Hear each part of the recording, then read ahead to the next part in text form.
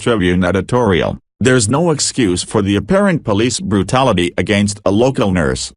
When a person has the Constitution of the United States, the Supreme Court of the United States, the University of Utah and the Hippocratic Oath on her side, one might suppose that she would win the argument. And, in the long run, University Hospital nurse Alex Webbles was shown to be clearly in the right. But it appears that, for a short, dreadful time on July 26, the price Webbles paid for being right was being harshly manhandled and wrongfully detained by a Salt Lake City police officer who was demanding to take a blood sample from one of Webbles' severely injured patients. According to body cam and security footage that has now circled the globe, Detective Jeff Payne was demanding to be allowed to take a blood sample from a severely burned truck driver who had been involved in an accident earlier that day. Nobody, at that moment, was under arrest. There was no search warrant. The patient was unconscious and could not give consent. There was no allegation, at the time or since,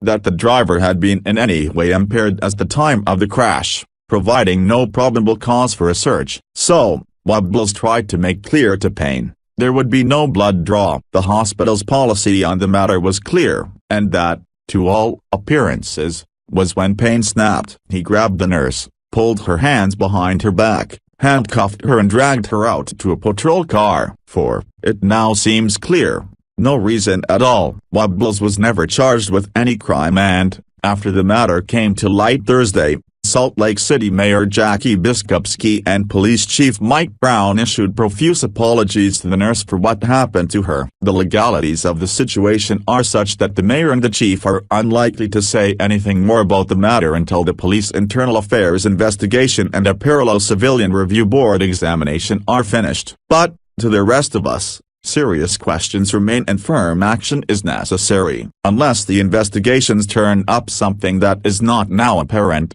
it seems clear that Payne should already have lost his job, and that his certification to be a law enforcement officer should be permanently revoked. The fact that he was removed from the role of officers who are allowed to take blood samples, but not placed on leave until the matter became public and a criminal investigation launched, can only serve to undermine public confidence in the whole department. Going forward, officials must make sure that police officers are fully trained in the law of searches and in the policies of the medical institutions they interact with. It was also troubling to see other law enforcement officers who were present at the time do nothing to intervene or to de-escalate the situation, as it was to hear that Payne was acting on instructions from a police supervisor. This was not a case of a lone officer on a dark street approaching some unknown person who may or may not have been dangerous. Webbles posed no threat to anyone, and it was unconscionable for her to have been treated that way. In too many of the too frequent cases in which a young person of color has been gunned down by a police officer,